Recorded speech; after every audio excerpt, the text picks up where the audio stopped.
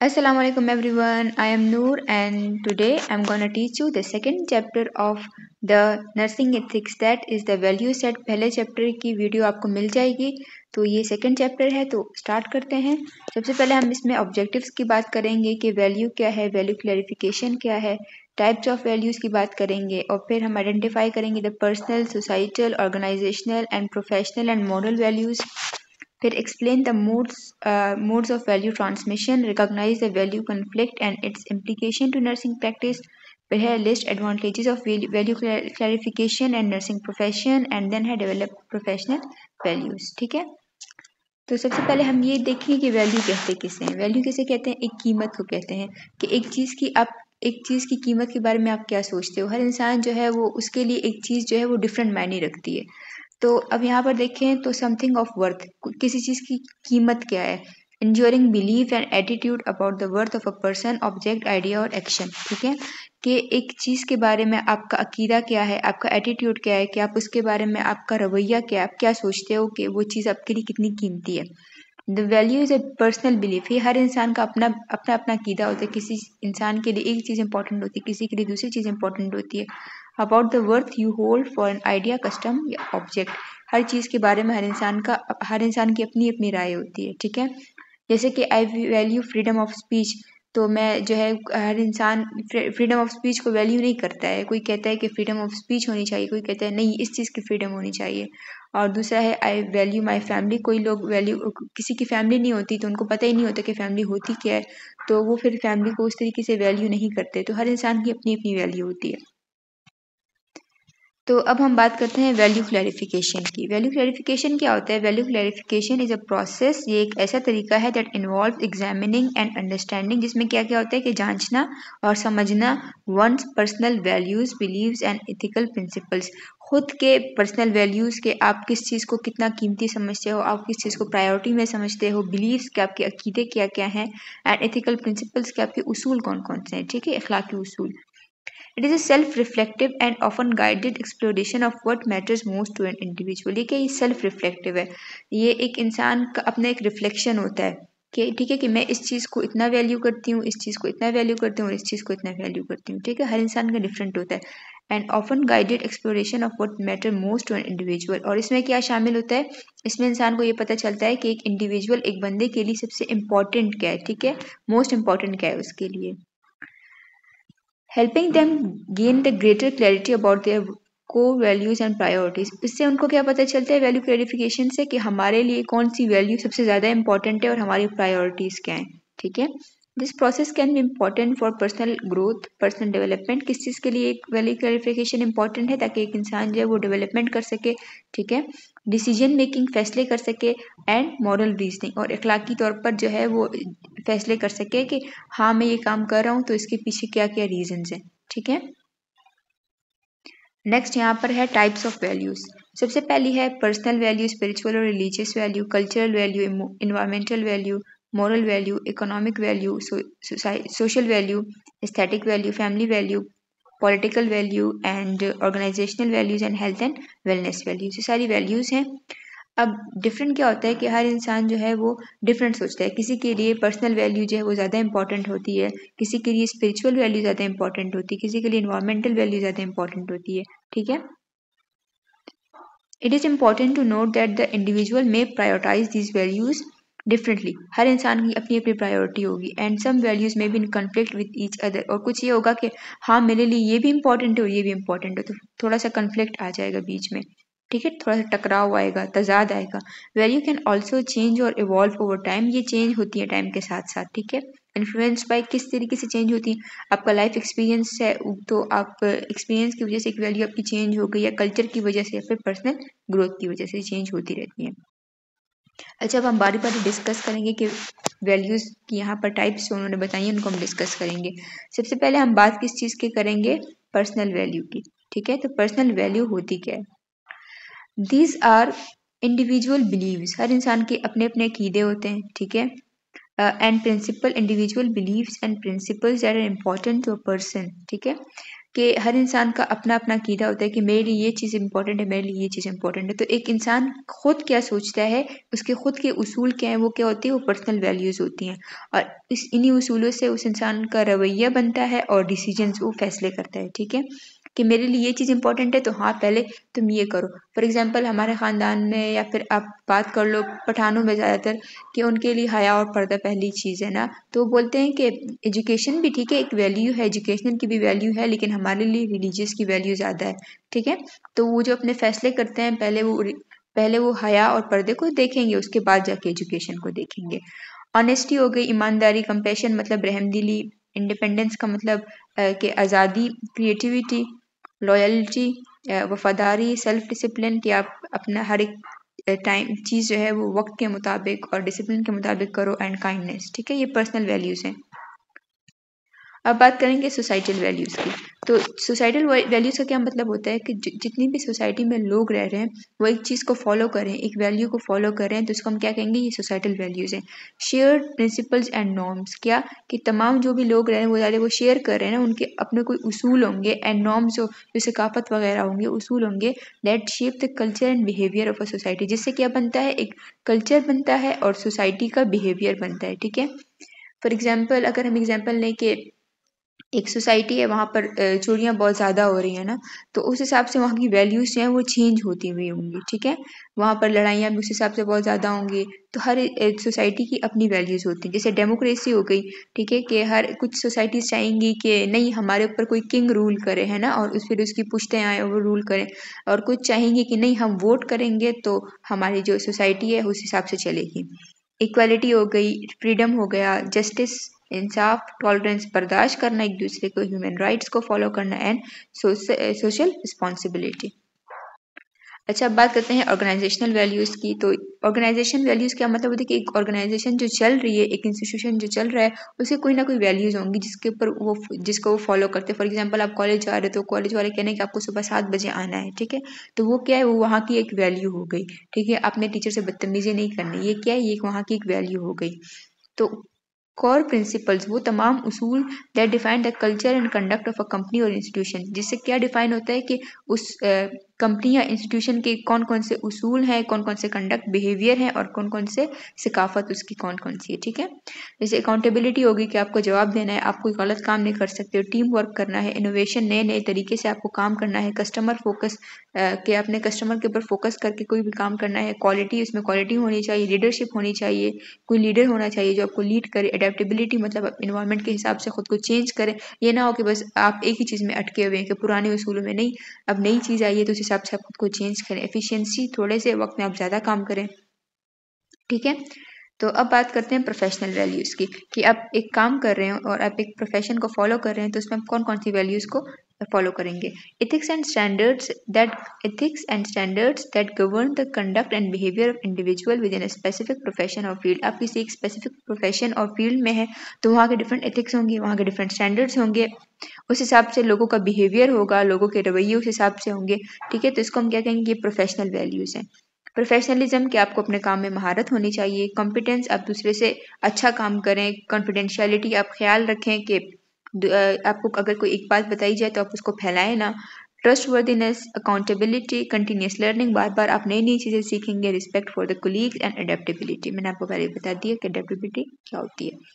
ठीक है, अब बात करेंगे मोरल वैल्यूज, इखलाकी अकदार, यानी कि अब इखलाक के बारे में हम बात करेंगे। Fundamental beliefs about what is wrong and right. ठीक है, कि आपका अंदर से यकीन होता है कि क्या चीज़ सही है और क्या चीज़ गलत है, shaping the ethical decision making.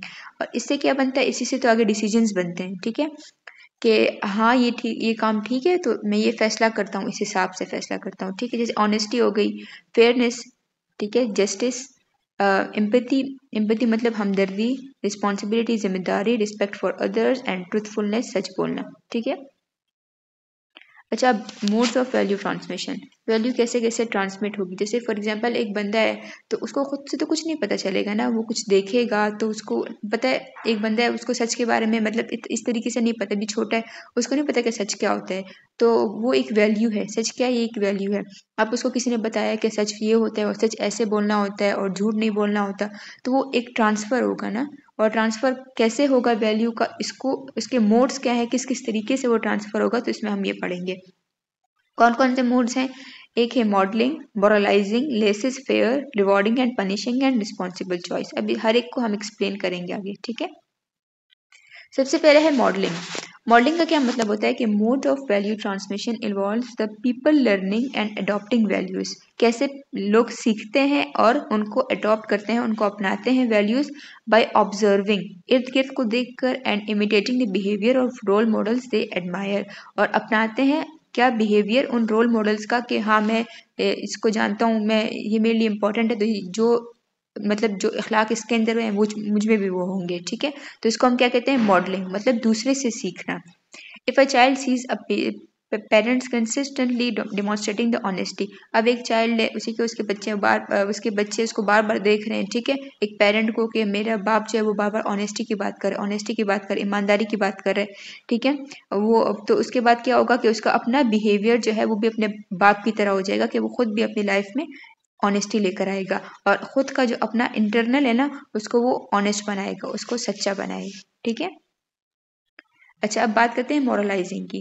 Modelling में क्या था कि आप इर्द गिर्द को देख कर सीखते हो। मॉरलाइजिंग में क्या है कि it involves the teaching and instilling values through moral instructions and guidance, often with in a moral और एथिकल फ्रेमवर्क। इसमें क्या होगा कि टीचिंग, आपको कोई बंदा सिखाएगा, ठीक है, और फिर आपके अंदर उस चीज़ को इंस्टॉल करेगा, उन वैल्यूज़ को इंस्टॉल करेगा, आपको इंस्ट्रक्शंस देगा कि ये काम ऐसे करना है, ये काम ऐसे करना है, ये गलत है, ये सही है, तो उसको हम क्या कहेंगे कि ये मोरलाइजिंग है।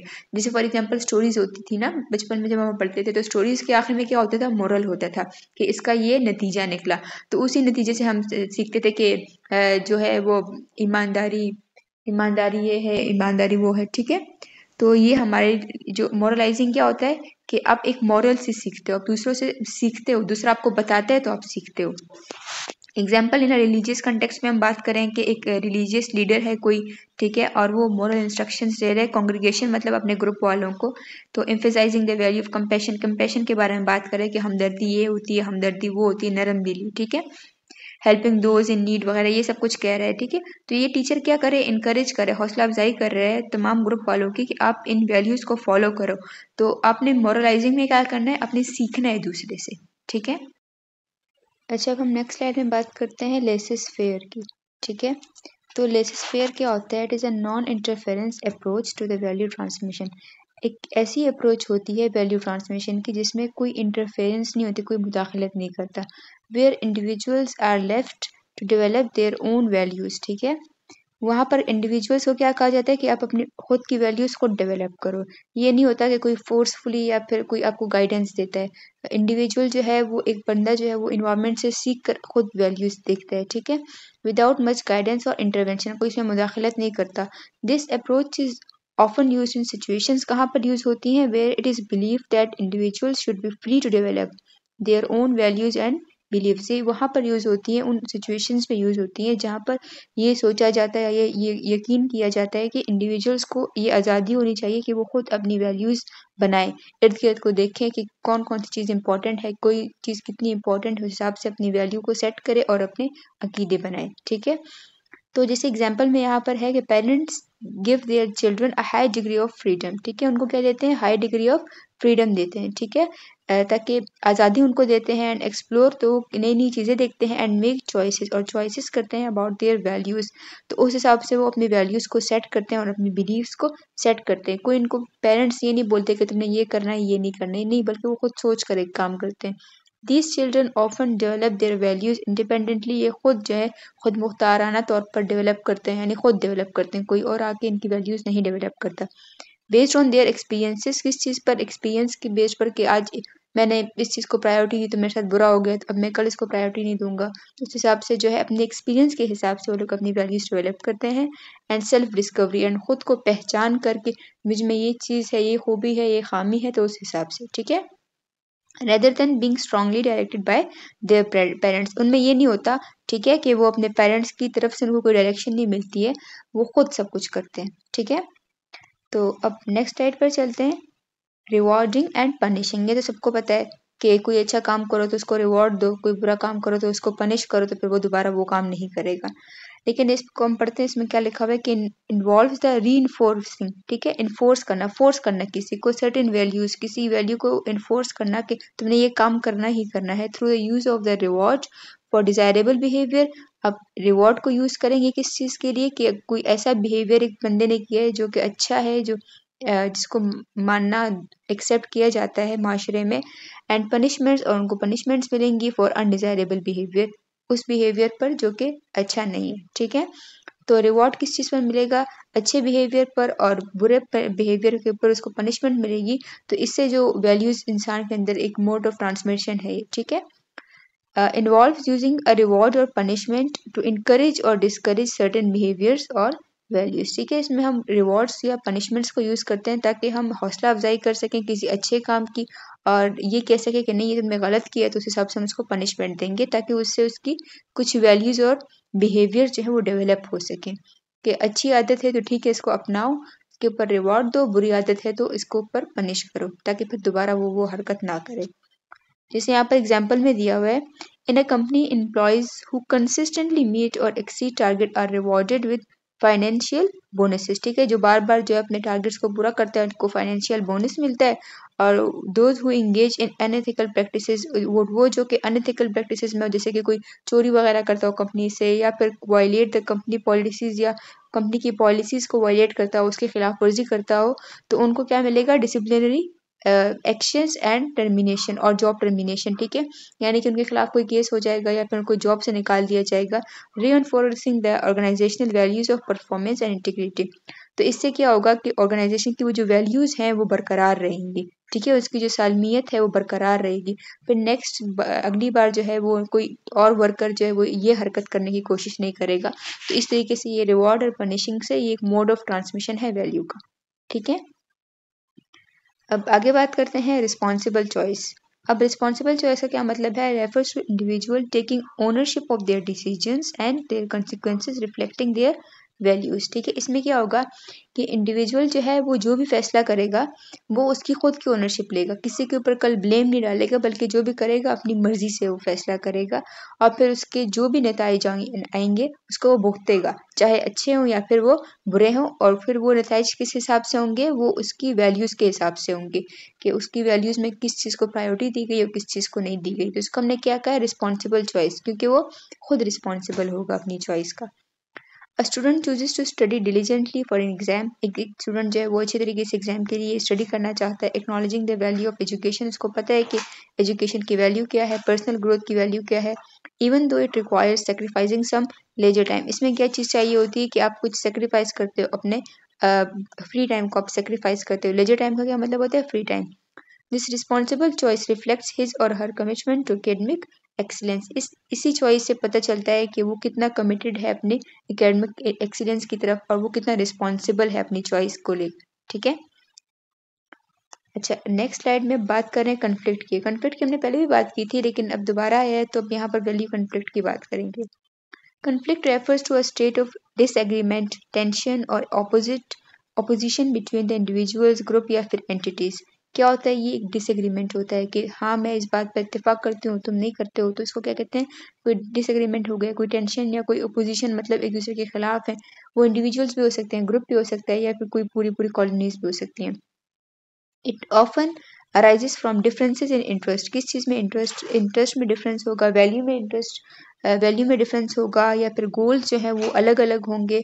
एंड कैन मैनिफेस्ट, और ये किस सूरत में बाहर आएगा ये कन्फ्लिक्ट, एज इमोशनल, वर्बल और फिजिकल डिस्कॉर्ड, या तो कोई इमोशनल लड़ाई वगैरह हो जाएगी, या फिर बात तू मैं में होगी, मतलब बातचीत में होगी, या कोई एक दूसरे को लड़ाई झगड़ा इस तरीके से, फिजिकल डिस्कॉर्ड इस चीज़ में शामिल होगा, ठीक है। तो कन्फ्लिक्ट इस तरीके से बाहर आएगा। अच्छा, अब यहाँ पर है two coworkers are in a conflict, दो कोवर्कर्स हैं और वो कन्फ्लिक्ट में है किस चीज़ में, कि one wants to work in a quiet environment, एक अच्छे मतलब खामोश इन्वायरमेंट में काम करना चाहता है, टू कंसंट्रेट, ताकि कंसंट्रेट कर सके, while the other prefers music playing, ठीक है। दूसरा क्या चाहता है कि वो म्यूजिक को प्ले करे इन द बैकग्राउंड। तो the differing preferences lead to tension and disagreement in the workplace. तो फिर इनमें क्या होगा, एक कन्फ्लिक्ट आएगा कि नहीं मैं तुम्हारी मानूंगा, दूसरा बोलेगा नहीं मैं तुम्हारी नहीं मानूंगा, तो इससे क्या होगा, एक टेंशन पैदा होगी और डिसएग्रीमेंट पैदा होगा।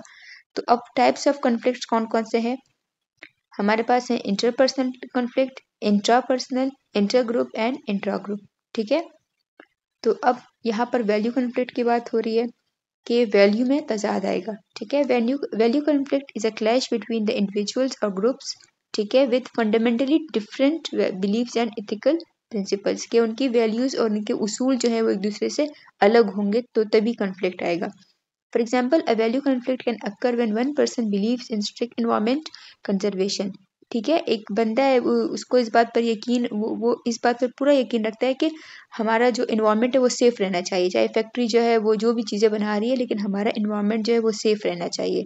और दूसरा है उसको इस बात पर यकीन है कि नहीं, हमें हमारी इंडस्ट्री जो है वो तरक्की करनी चाहिए, हम जो प्रोडक्ट बना रहे हैं चाहे वो जो भी चीज़ प्रोड्यूस कर रहा है चाहे वो जहरीली हो, चाहे वो इन्वायरमेंट को इफेक्ट कर रही है या नहीं कर रही है, लेकिन वो क्या होनी चाहिए, हमारी इंडस्ट्री जो है उसको फ़ायदा होना चाहिए। तो एक बंदा जो है वो इन्वायरमेंट के हिसाब से सोच रहा है, दूसरा बंदा जो है वो इंडस्ट्री के हिसाब से सोच रहा है और दोनों एक ही इंडस्ट्री में काम कर रहे हैं, तो उससे क्या होगा कि उस पर डिसएग्रीमेंट और टेंशन पैदा होगी। ठीक है, अब types of conflict in relation to value conflict. अब वैल्यू कॉन्फ्लिक्ट के कौन कौन से टाइप्स हैं? इंटरपर्सनल है, इंट्रापर्सनल है, इंटरग्रुप है एंड इंट्रा ग्रुप है। ठीक है, तो अब नेक्स्ट स्लाइड में इन्हीं को एक्सप्लेन किया हुआ है कि अब इंटरपर्सनल क्या होता है। इंटर का मतलब होता है दो ग्रुप्स के दरमियान, मतलब दो चीज़ों के दरमियान। ठीक है, और इंटरपर्सनल मतलब दो लोगों के दरमियान कोई वैल्यू कॉन्फ्लिक्ट है। This occurs when the individual have conflicting values with each other. एक दूसरे के साथ कॉन्फ्लिक्टिंग वैल्यूज है, एक बात कर रहा है दूसरी बात कर रहा है। For example, one person values staying up late. एक बंदा है वो कहता है कि मुझे रात को देर तक जागना है और मुझे स्टडी करनी है क्वाइट एनवायरनमेंट में। ठीक है, दूसरा कहता है कि नहीं, अभी अच्छे तरीके से सो जाओ, अभी रात को सो जाओ, रात जो है वो सोने के लिए और सुबह उठकर जो है प्रोडक्टिविटी के हिसाब से स्टडी कर लेना। तो अब एक फॉर एग्जांपल अगर एक ही रूम में रह रहे हैं तो उनके दरमियान एक कॉन्फ्लिक्ट होगा, एक बोल रहा है लाइट ऑफ करो मुझे सोना है क्योंकि मुझे सुबह जल्दी उठकर पढ़ना है, और दूसरा बोल रहा है कि नहीं मैं रात को देर तक पढ़ूंगा क्योंकि मेरा इन्वायरमेंट अभी क्वाइट है। तो इस हिसाब से तो दो लोगों के दरमियान क्या आएगा, एक कॉन्फ्लिक्ट आएगा। ठीक है, अब नेक्स्ट है इंट्रापर्सनल। इंट्रा का मतलब होता है आपस में एक इंसान के अंदर कॉन्फ्लिक्ट चल रहे हो। ठीक है, कि बोलते हैं नहीं मैं इस चीज को वैल्यू करूँ या इस चीज को वैल्यू करूँ। Intrapersonal value conflict, this happens when individual experience internal conflict. एक इंटरनल कॉन्फ्लिक्ट होता है due to the conflicting personal values. ठीक है, उसकी वैल्यूज में कॉन्फ्लिक्ट होता है कि मैं इस चीज को पहले फॉलो करूँ, इसको प्रायोरिटी दूं या फिर इसको प्रायोरिटी दूं। For example, someone may have an intrapersonal value conflict if they value both the career success and spending more time with the family but feel torn between the two। ठीक है, एक बंदा है वो ये भी चाहता है कि मैं अपने कैरियर में सक्सेस हासिल करूं और एक वो भी ये भी चाहता है कि मैं अपनी फैमिली के साथ टाइम स्पेंड करूं। तो एट अ टाइम तो दोनों काम नहीं हो सकते। अब वो फैमिली के साथ टाइम स्पेंड करेगा तो वो उसको जहाँ उसको सक्सेस मिलेगी वो वहाँ नहीं जा पाएगा, और अगर वो वहाँ जाएगा तो वहाँ पर फिर अपनी फैमिली के साथ टाइम स्पेंड नहीं कर पाएगा। तो फिर क्या होगा कि उसके अंदर जो है वो एक तजाद है कि अब मैं क्या करूँ यहाँ पर। ठीक है, तो इसको फिर हम क्या कहेंगे, इंट्रापर्सनल वैल्यू कॉन्फ्लिक्ट। ठीक है, अब बात करें नेक्स्ट स्लाइड में इंटरग्रुप वैल्यू कॉन्फ्लिक्ट की। इंटरग्रुप वैल्यू कॉन्फ्लिक्ट क्या होता है? This involves the conflicting values between different groups. ठीक है, मैंने आपको पहले बताया कि इंटर का मतलब होता है दो चीजों के दरमियान और इंट्रा का मतलब होता है आपस में। ठीक है, तो इंटर मतलब दो ग्रुप्स के दरमियान कोई वैल्यू कॉन्फ्लिक्ट है, विच माइट बी रिलीजियस हो सकता है, कल्चरल या सोशल ऑर्गेनाइजेशन वगैरह कोई भी कॉन्फ्लिक्ट हो सकता है। ठीक है, for example in school there might be an inter group. ठीक है, एक स्कूल में कोई एक इंटर ग्रुप कॉन्फ्लिक्ट चल रहा है बिटवीन स्टूडेंट्स के दरमियान में है who value strict dress code and those who value expressing their personal style through clothing. ठीक है, एक क्लास में होते हैं ना कुछ लोग होते हैं जो कि बिल्कुल भी ड्रेस जो है वो सही से नहीं पहन कर आते, कभी कैजुअल ड्रेस में आ जाते हैं। ठीक है, तो मतलब कोडिंग जो कॉलेज की जो ड्रेसिंग होती है उसको नहीं फॉलो करते। और कुछ लोग होते हैं जो बहुत अच्छे तरीके से नीट यूनिफॉर्म में आए हुए होते हैं। तो वो क्या है कि दो ग्रुप्स के दरमियान एक कॉन्फ्लिक्ट चल रहा है कि कह रहे हैं नहीं हमें नीट यूनिफॉर्म में आना है, हमें स्ट्रिक्ट जो ड्रेस कोड है उसको फॉलो करना है। दूसरा बोल रहे हैं नहीं कि हर इंसान का अपना स्टाइल होता है, मैं अपने स्टाइल को फॉलो करूंगा, उस हिसाब से मैं कॉलेज में आऊंगा। ठीक है, तो ये दो ग्रुप्स के दरमियान क्या है, एक कॉन्फ्लिक्ट चल रहा है। अब है intra group conflict. Intra group conflict का क्या मतलब होता है कि एक ग्रुप के अंदर ही कॉन्फ्लिक्ट चल रहा है। Conflict that arises within a specific group और organisation due to differing values among its members के दरमियान यहाँ पर इख्तिलाफ है। ठीक है, this conflict occurs among individual who share the same group. एक ही ग्रुप है और उसके मेंबर्स के दरमियान इख्तिलाफ है। For example in student group, एक स्टूडेंट ग्रुप है जहाँ पर सब मेंबर्स जो है उनको स्टडी करनी है अलोन, कुछ को अलग स्टडी करनी है और कुछ कह रहे हैं कि हमें एक ग्रुप में स्टडी करनी चाहिए। तो एक ही ग्रुप है और एक ही ग्रुप वाले जो है वो कह रहे हैं कि नहीं हमें ग्रुप में स्टडी करनी है, दूसरा कह रहे हैं कि नहीं हमें अलग अलग स्टडी करनी चाहिए। तो यहाँ पर एक क्या है, इंट्रा ग्रुप वैल्यू कॉन्फ्लिक्ट। ठीक है। अच्छा, नेक्स्ट स्लाइड में बात हो रही है implication of value conflicts to nursing practice. ठीक है, इसका क्या मतलब होता है कि इम्प्लीकेशंस का मतलब होता है असर। ठीक है, कि वैल्यू कॉन्फ्लिक्ट्स जो होंगे, जो कीमतें जो होती हैं उनका आपस में हमारे पास इख्तिलाफ होगा दो लोगों का, तो उनका जो है वो नर्सिंग प्रैक्टिस के ऊपर क्या असर होगा। ठीक है, तो सबसे पहले है हमारे पास एथिकल डिलेमास। एथिकल डिलेमास मैंने आपको पहले ही बताया था कि दो सिचुएशंस हों और दोनों ही सिचुएशंस जो हैं उनसे आप मेंटली सेटिस्फाइड सॉल्यूशन आपको नहीं मिल रहा, मोरली सेटिस्फाइड सॉल्यूशन आपको नहीं मिल रहा है, लेकिन आपको किसी एक को चूज करना पड़ेगा। ठीक है, तो इसको हम क्या कहेंगे कि एक एथिकल डिलेमा है। अच्छा, value conflict can lead to the ethical dilemmas. Value conflict से क्या आएंगे, एथिकल डिलेमास आएंगे। Nurses may face situations where their personal values clash with the values of the health care institution और the patient.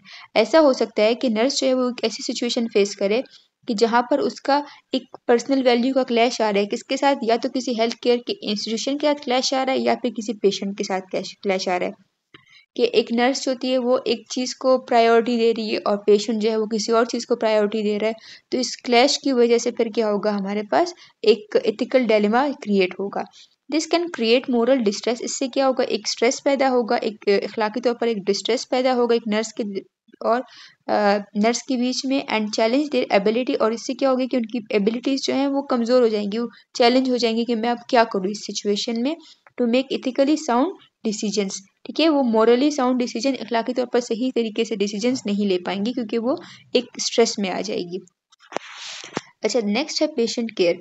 Patient care में क्या है कि value conflict can impact the quality of the patient care. इससे क्या होगा कि आप एक पेशेंट की केयर कर रहे हो तो आप उसको क्वालिटी हेल्थ जो आप प्रोवाइड कर रहे हो, लेकिन अगर आपके दरमियान कोई क्लैश आ गया, कोई वैल्यू कॉन्फ्लिक्ट आ गया, तो उससे वो क्वालिटी ऑफ पेशेंट केयर क्या होगी, वो इम्पैक्ट होगी, वो डिस्टर्ब होगी। Differences in value related to treatment options. हो सकता है कि आप एक ट्रीटमेंट दे रहे हो, ठीक है, तो पेशेंट बोल रहा है कि नहीं इसके साथ ऐसे करो, और हेल्थ केयर वाले टीम वाले बोल रहे नहीं ऐसे करो, और नर्स बोल रही कि नहीं ऐसे करना चाहिए। तो इससे क्या होगा, डिफरेंसेस आएंगी वैल्यूज़ में। End of life decisions. ठीक है, एक पेशेंट है उसकी तबीयत बहुत ज़्यादा ख़राब है, मतलब ऐसी ख़राब है कि पता है कि वो ज़िंदा नहीं बच सकता, लेकिन उसकी हालत भी बहुत ख़राब है, वो बहुत पेनफुल सिचुएशन में। ठीक है, तो पेशेंट चाहेगा कि बस मुझे अभी एक इंजेक्शन लगा दिया जाए पॉइजन वगैरह का, ताकि बस मेरी जान चली जाए और मेरी जान छूटे इस चीज़ से। लेकिन नर्स बोलती है कि नहीं ये तो एक गलत काम है, और इससे क्या होगा कि इससे तो मुझे गुनाह कल को मिलेगा, और एक उसके एक रिलीजियस वैल्यू को फॉलो कर रही है, तो उससे क्या होगा कि एक कन्फ्लिक्ट आ गया पेशेंट और नर्स के दरमियान, तो एक मोरल डिस्ट्रेस पैदा होगा और उससे पेशेंट की केयर क्या होगी, इफेक्ट होगी। और अदर एस्पेक्ट्स के ऑफ केयर में lead to disagreements among the health care providers. और हमारे जो हेल्थ केयर प्रोवाइडर्स और नर्स के दरमियान अगर कोई कन्फ्लिक्ट्स वगैरह आ गए तो उससे डिसएग्रीमेंट्स पैदा होंगे। ठीक है, potentially affecting the care provided to the patient, और इससे क्या होगी, वो जो पेशेंट को केयर प्रोवाइड की जा रही है वो इफेक्ट होगी। ठीक है। अच्छा, नेक्स्ट स्लाइड में भी यही कंटिन्यू है और यहाँ पर बात कर रहे हैं कम्युनिकेशन एंड कोलैबोरेशन की। वैल्यू कॉन्फ्लिक्ट से क्या होगा, value conflict strain the communication. अब हालात ख़राब हो गए हैं कि हेल्थ केयर वाले कह रहे हैं कि नहीं ऐसे करना चाहिए, वैल्यू मैं इस चीज़ को प्रेफर करता हूँ, और नर्स पूरी मैं इस चीज़ को प्रेफर कर रही हूँ। तो उससे क्या होगा, कम्युनिकेशंस ख़राब होंगी, कोलैबोरेशन ख़राब होगी, आपस में कोऑर्डिनेशन सही नहीं होगी, काम सही नहीं कर पाएंगे with in the health care team. Health care team जो है वो सही से काम नहीं कर पाएगी प्रॉपर तरीके से। Effective team work is vital for patient safety. Effective team work होना चाहिए कि डॉक्टर जो है वो मेडिसिन लिख रहा है, रेडियोलॉजिस्ट जो है वो भी उसकी केयर कर रहा है उस हिसाब से, बाकी जो नर्सेज हैं वो उनको प्रॉपर मेडिकेशन प्रोवाइड कर रही हैं, तो ये एक इफेक्टिव टीम वर्क है। तो ये क्या होगा, ये इफेक्ट होगा नर्सिंग प्रैक्टिस में वैल्यू कॉन्फ्लिक्ट की वजह से, एंड पॉजिटिव आउटकम्स नहीं आएंगे उसकी वजह से, and conflicts can hinder this collaboration. और कॉन्फ्लिक्ट्स अगर नर्सिंग के होंगे या फिर हेल्थ केयर के आपस में कॉन्फ्लिक्ट्स होंगे, तो ये कोलेब्रेशन जो है, ये जो कोऑर्डिनेशन है पेशेंट के लिए, ये जो पूरी टीम इकट्ठी हुई ये इफेक्ट होगी, और पेशेंट की सेफ्टी जो है वो इफेक्ट होगी। ठीक है, नेक्स्ट है पेशेंट ऑटोनमी, पेशेंट की खुद मुख्तारी। वैल्यू कॉन्फ्लिक्ट में इफेक्ट अ पेशेंट ऑटोनमी, इससे एक पेशेंट की ऑटोनमी डिस्टर्ब होगी, and the ability to make inform decisions about their care. ठीक है, कि एक नर्स है, जाहिर है एक नर्स एक पेशेंट को ट्रीटमेंट दे रही है, तो वो पहले उसको बोलेगी कि मैं ऐसे ऐसे ट्रीटमेंट आपको देना चाह रही हूँ, एक इन्फॉर्मेशन उसको प्रोवाइड करेगी कि मैंने ये फैसला किया है, तो आपको एतराज़ तो नहीं है। लेकिन अगर उसमें क्लैश हुआ तो उससे क्या होगा कि एक पेशेंट की ऑटोनॉमी जो है वो खुद मुख्तारी वो डिस्टर्ब होगी। नर्स बोले कि मैं ऐसे करूँगी और पेशेंट बोले कि नहीं ऐसे नहीं ऐसे करना है। ठीक है, तो nurse must balance their values with the patient right. Nurse को क्या करना चाहिए, वैल्यूज़ को बैलेंस करना चाहिए कि पेशेंट्स के राइट्स क्या हैं और मेरी वैल्यूज़ क्या हैं, टू मेक द चॉइस, ताकि वो ऐसी चॉइसेस करें that align with their own values and preferences, कि वो अब नर्स की भी जो वैल्यूज़ हैं उसको भी बैलेंस में रखे और पेशेंट की वैल्यूज़ को भी बैलेंस में रखे, दोनों ही ना बिगड़ें, दोनों ही एक मुतवाज़िन हो, ताकि एक पेशेंट की सेफ्टी के लिए प्रॉपर केयर प्रोवाइड की जा सके। ठीक है, नेक्स्ट है job satisfaction. Repeated value conflict, बार बार एक वैल्यू कन्फ्लिक्ट आ रहा है जिसकी वजह से जॉब डिससेटिस्फेक्शन होगी एंड बर्न आउट होगा अमंग नर्सेज। ठीक है, वो बार बार एक ही कन्फ्लिक्ट आ रहा है कि पेशेंट एक बात कर रहे हैं, नर्स एक बात करी, पेशेंट एक बात कर, नर्स एक बात करी, तो वो आखिर में वो नर्स जो अपनी जॉब से तंग आ जाएगी, मेरी तो यहाँ पर कोई सुन ही नहीं रहा, मैं अपनी वैल्यू को फॉलो करूँ या मैं एक पेशेंट की वैल्यू को फॉलो करूँ। When they consistently they face the situations that challenge their personal values। ठीक है, जब वो बार बार एक सिचुएशन को बार बार फेस कर रही हैं और जिसकी वजह से उसकी जो अपनी पर्सनल वैल्यूज़ हैं वो चैलेंज हो रही हैं कि नर्स जो है वो डिसीजन नहीं कर पा रही अपनी वैल्यूज़ के हिसाब से, it can take a toll on her on their well being and job satisfaction. इससे क्या होगा कि उनकी जो सेहत होगी उसके ऊपर भी असर पड़ेगा और उनकी जॉब सेटिस्फेक्शन जो है उसके ऊपर भी असर पड़ेगा। ठीक है, अच्छा नेक्स्ट स्लाइड है, इम्प्लीकेशन ऑफ वैल्यू कॉन्फ्लिक्ट की ही कंटिन्यू है और यहाँ पर ethical and legal and ethical issues की बात हो रही है। Value conflict can may result in legal and ethical challenges, इससे हमारे पास दूसरे चैलेंजेस पैदा होंगे लीगल, के नर्स जो है वो इस तरीके का फैसला करना चाह रही है और जो लीगली राइट नहीं है, मॉरली राइट नहीं है। ठीक है, लेकिन नर्स की वैल्यू के हिसाब से वो राइट है।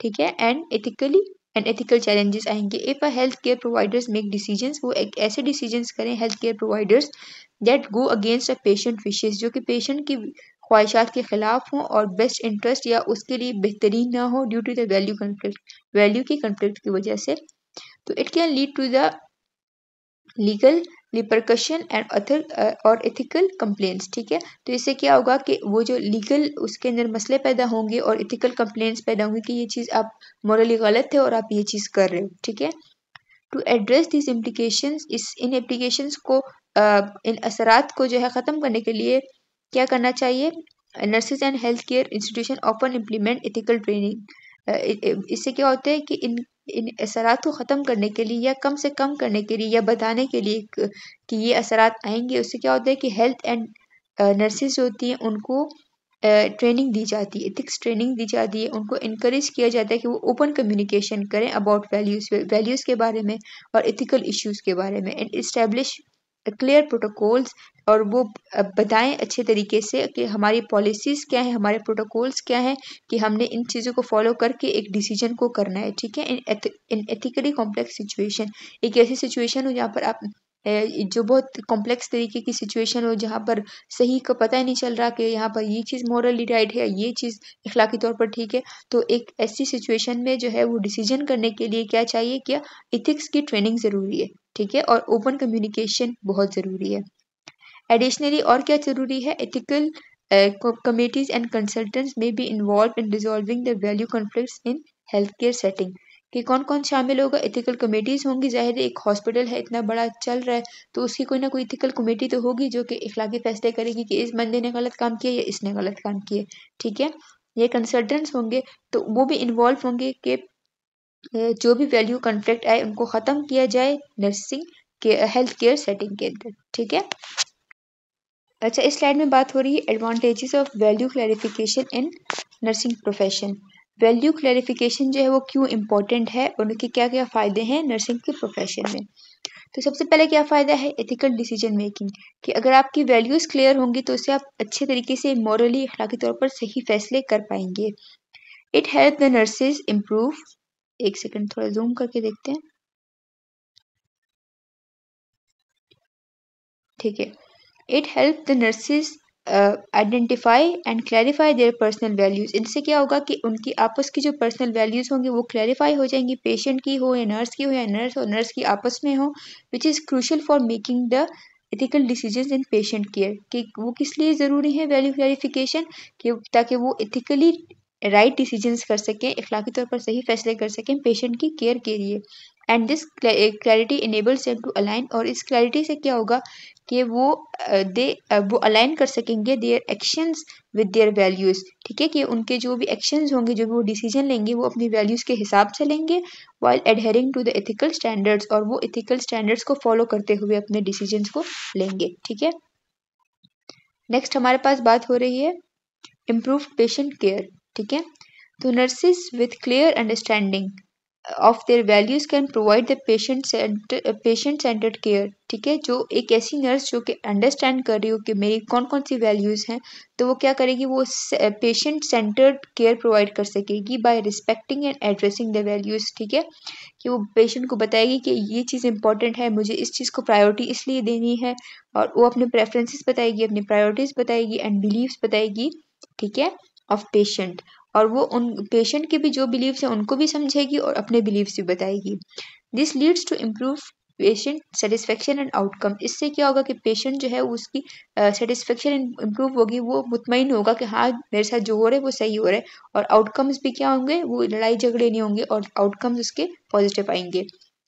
इनहेंस्ड कम्युनिकेशन की बात हो रही है, तो आप जो है कम्युनिकेशन को बढ़ाएं। Value clarification encourages open and respectful communication. अगर आपकी वैल्यू क्लैरिफिकेशन हो गई है तो उससे क्या होगा कि आप ओपन एंड रिस्पेक्टफुल कम्युनिकेशन कर सकेंगे among the health care team members. ठीक है, when nurses and colleague understand each other values, जब नर्सेज और कुलीग जो है एक दूसरे की वैल्यूज को अच्छे से अंडरस्टैंड कर सकेंगे, तो इससे क्या होगा कि इफेक्टिव कोलेब्रेशन होगी, वो आपस में अच्छे तरीके से काम कर सकेंगे और कॉन्फ्लिक्ट्स उससे कम से कम हो जाएंगे।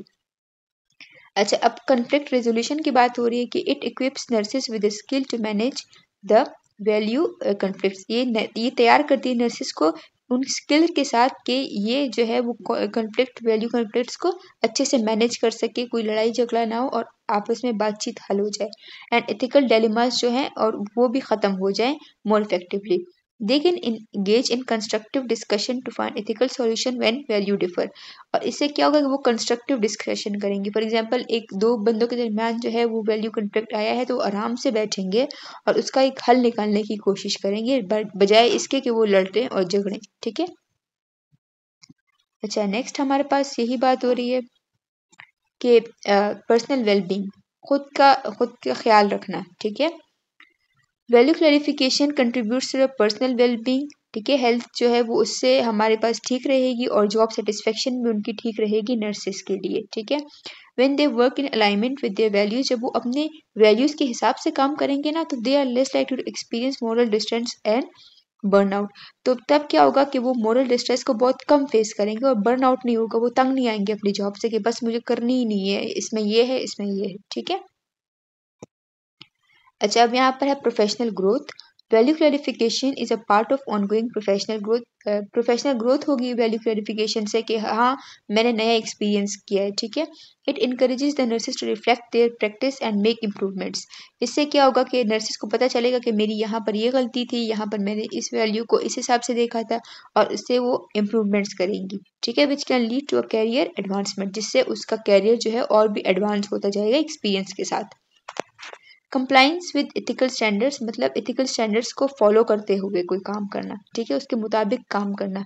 It help nurses adhere to the ethical codes. ठीक है, इससे ये जो वैल्यू क्लैरिफिकेशन है ये हेल्प करती है नर्सेज को कि वो एक एथिकल कोड के साथ जुड़े रहें, कोई गलत फैसला ना करें, अखलाकी तौर पर जो बिहेवियर है, स्टैंडर्ड्स है, राइट्स हैं, उनको फॉलो करें, set by the professional nursing organization, जो भी उस ऑर्गेनाइजेशन जो है उसने सेट किए हुए, एंड रेगुलेटरी बॉडीज जो भी वहाँ पर मैनेजमेंट की बॉडीज हैं, जो भी हैं वो उन लोगों ने जो भी रूल्स सेट किए हुए, जो भी एथिकल स्टैंडर्ड सेट किए हुए, उस हिसाब से जो नर्स है वो अपने काम करे। This ensures that they maintain the highest ethical standards in their practice. और ये जो है ये किस चीज़ की श्योरिटी देता है, ये चीज़ भी बताता है कि वो मेंटेन करें highest ethical standards in their practice, के वो जो भी प्रैक्टिस करें पहले वैल्यू क्लैरिफिकेशन को करें ताकि वो अच्छे तरीके से एथिकल स्टैंडर्ड्स को फॉलो कर सकें। ठीक है, अच्छा, ये यहाँ पर हमारे पास ये लास्ट स्लाइड है, ठीक है। यहाँ पर बात हो रही है वही आगे कंटिन्यू है, patient advocacy. Nurses can advocate, nurses जो होती है वो आवाज़ उठाती हैं, वो वकालत करती हैं। एडवोकेसी का क्या मतलब होता है? वकालत करना। फॉर देयर पेशेंट, अपने पेशेंट्स की मोर इफेक्टिवली, बहुत अच्छे तरीके से, when they understand and respect there patient की वैल्यूज़। जब वो पेशेंट की वैल्यूज़ को अंडरस्टैंड करेंगे, उनको रिस्पेक्ट करेंगी, तभी तो वो अपने पेशेंट के लिए आवाज़ उठा सकेगी ना। They can represent the patient best interest with in the health care system, ठीक है। और नर्स क्या रिप्रेजेंट करती है? नर्स ये रिप्रेजेंट करती है कि मेरे पेशेंट के लिए सबसे इम्पोर्टेंट क्या है, ठीक है। उनका बेस्ट इंटरेस्ट, उनकी मेन इंपॉर्टेंट चीज़ यहाँ पर क्या है हेल्थ केयर टीम के अंदर, ठीक है, कि वो उसके लिए कौन सा ट्रीटमेंट मोस्ट इम्पॉर्टेंट है, ठीक है। अच्छा, अब है cultural competence. Value clarification promotes the cultural competence, ठीक है। कल्चरल कॉन्फिडेंस जो है वो वैल्यू क्लैरिफिकेशन से बढ़ता है कि दो लोग हैं और दोनों का कल्चर अलग अलग है, ठीक है, लेकिन दोनों की वैल्यूज आपस में ऑलरेडी क्लियर हो गई हैं, उनको पता चल गया कि ये इस चीज़ को रिस्पेक्ट करता है, मैं इस चीज़ को रिस्पेक्ट करता हूँ। तो उससे क्या होगा कि helping nurses understand the respect the values. इससे क्या होगा कि नर्सेज जो है वो अंडरस्टैंड भी कर सकेंगी और रिस्पेक्ट कर सकेंगी वैल्यूज़ को एंड बिलीव्स को, और जो भी अकायद हैं पेशेंट के, फ्रॉम डाइवर्स कल्चरल बैकग्राउंड्स, ठीक है, क्योंकि वो डिफरेंट, डाइवर्स का मतलब होता है डिफरेंट कल्चरल बैकग्राउंड्स के जो भी लोग हैं, वो नर्स जो है वो उनकी वैल्यूज और बिलीव्स को अच्छे से समझ सकेगी। अच्छा, नेक्स्ट है क्वालिटी इंप्रूवमेंट, ठीक है। Bye promoting a culture of ethical reflection, एक ऐसा कल्चर जिसको हम प्रमोट कर रहे हैं जिसमें एथिकल रिफ्लेक्शन हो, कि आप देखें कि हाँ ये काम जो है ये मैं कर रहा हूँ तो ये मॉरली राइट है कि ये गलत है। एंड वैल्यू क्लैरिफिकेशन, जिसके अंदर हो कि वैल्यू आपस में जो है वो क्लियर हो जाए। Health care institution can improve the quality of care, health care institution जो है वो हमारे पास क्वालिटी ऑफ केयर को बहुत अच्छे से इम्प्रूव कर सकता है, दे प्रोवाइड, जो प्रोवाइड करते हैं, resulting in better patient outcomes. और इससे फिर क्या होगा, हमारे पास जो भी कॉन्सिक्वेंसेज आएंगे, जो भी नतीजे होंगे, वो बहुत अच्छे और बहुत पॉजिटिव होंगे, ठीक है। तो यही तक हमारा टॉपिक था। यहाँ पर एक बात हो रही कि value is more expensive than the price, value is another thing and price is another thing, ठीक है। And thank you so much. अच्छा, यहाँ पर हमारे पास हमारा टॉपिक जो है वो यहीं पर क्लियर हो गया है। यहाँ पर कोई भी इम्पोर्टेंट बात हो, कोई भी ऐसी चीज़ जो आपको समझ में ना आई हो, आप मुझसे बेशक कमेंट्स में पूछ सकते हैं, ठीक है, मैं आपको रिप्लाई करूँगी इंशाल्लाह। और आगे भी इंशाल्लाह थर्ड चैप्टर भी अपलोड करना है, फिर फोर्थ भी अपलोड करना है, तो थोड़ा सा इंतज़ार कर लीजिएगा, मैं अपलोड कर लूँगी, ठीक है। और इसमें भी आपको कोई भी चीज़ समझ में नहीं आए तो आप पूछ सकते हैं मुझसे, ठीक है। और अगर वीडियो आपको अच्छी लगी तो आप लाइक कर सकते हैं एंड कमेंट कर सकते हैं। Thank you so much.